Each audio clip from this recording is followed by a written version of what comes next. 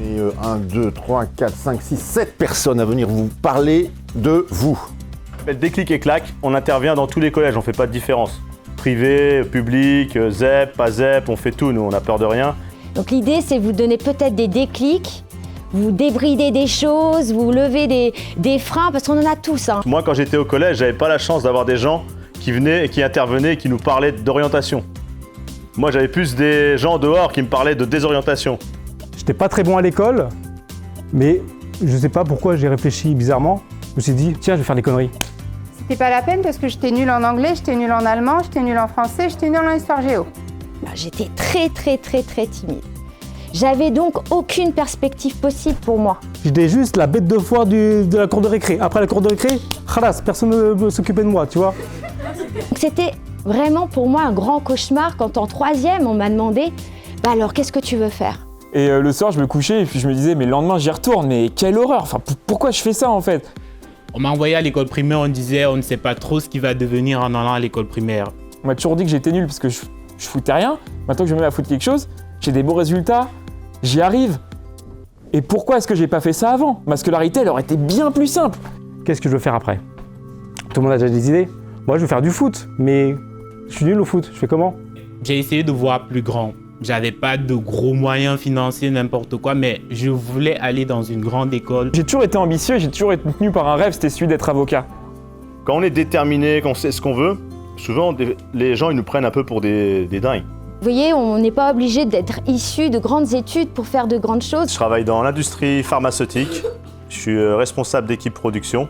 Je suis vétérinaire et je suis chercheur à l'INRA. Je suis élève ingénieur. L'école polytechnique, en gros, c'est l'une des plus prestigieuses écoles de France, l'une des plus grandes écoles d'ingénieurs dans le monde. La seule personne qui va vous aider à réussir, tout comme va vous aider à foncer dans le mur, c'est vous-même.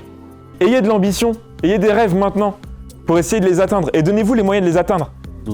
Ne restez pas fermé dans votre bulle avec vos problèmes.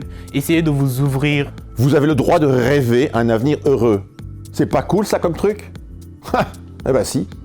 Vous avez forcément un rêve. Eh ben rêvez-le. Et vous avez aussi le droit de vous tromper de rêve et d'en changer. C'est pas grave. En face du rêve, vous mettez une date, ça se transforme en objectif. Vous avez la possibilité, la capacité, le potentiel, la volonté de rêver. La chance, vous la provoquez en renvoyant une belle image, une bonne image et en souriant à la vie. Trouvez ce qui vous passionne et gardez-le toujours en fait, peu importe ce que vous faites dans la vie. Que ce soit le football, les mathématiques, n'importe quoi. Moi, les jeunes, en fait, franchement, moi, je trouve que vous avez une créativité et puis un dynamisme qu'il faut que vous mettiez aussi peut-être au service des autres. Je vous demande pas d'être les meilleurs.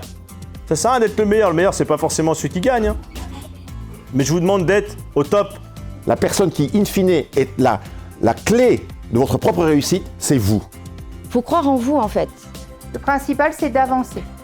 Donc on monte dans un train, parfois on se trompe, parfois c'est un train qui va pas très vite, mais il arrivera quand même à destination. Dans tous les cas, quand on veut, on peut.